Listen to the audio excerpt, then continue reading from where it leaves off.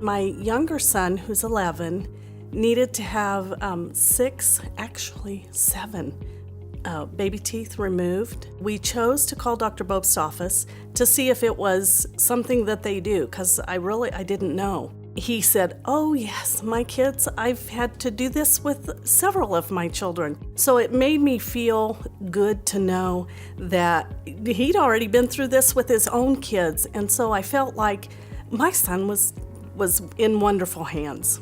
We love them here. They're just so warm and welcoming, and they answer all my questions, just everything.